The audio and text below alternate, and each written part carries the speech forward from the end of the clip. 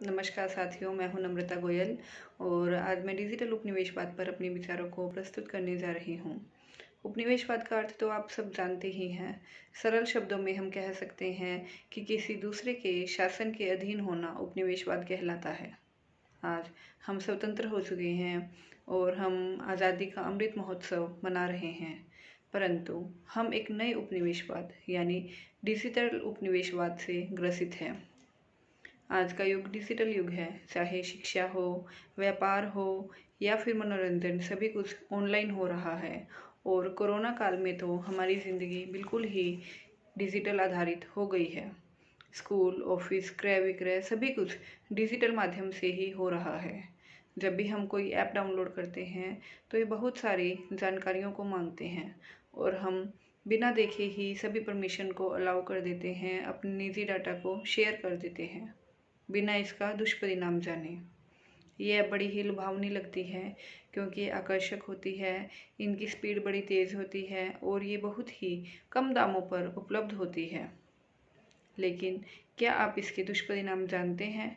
ज़्यादातर ऐप विदेशी हैं और ना चाहते हुए भी हम अनजाने में ही अपने डाटा को उनके साथ शेयर कर देते हैं और वो बिना किसी मेहनत के हमारे ही माध्यम से हमारे देश की जानकारियों को प्राप्त कर लेते हैं। कितनी बार ये मुद्दा सामने आ चुका है और कितनी बार चीनी ऐप्स की करतूत भी खुलकर सामने आ चुकी है और यही कारण है कि हमारे भारत की सरकार ने ना सिर्फ काफ़ी चीनी ऐप्स को बैन किया, बल्कि स्वदेशी ऐप को बनाने और लागू करने को प्रोत्साहन भी दिया है।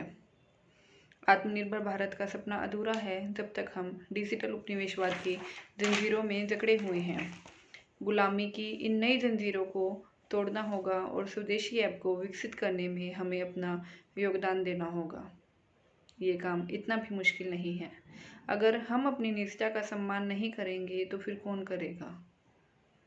जितनी जल्दी हम इस बात को समझेंगे, हमारे देश के लिए और हमारी युवा पीढ़ी के लिए ये बहुत ही अच्छा रहेगा। जब हम युद्ध, खेल और अंतरिक्ष सभी क्षेत्रों में आत्मनिर्भर होने जा रहे हैं तो तकनीक के क्षेत्र में हम क्यों पीछे हैं और क्यों हम दूसरों को मौका देते हैं कि वो हमारे कंधे पर बंदूक रखकर हमारे ही देश का विरोध करें।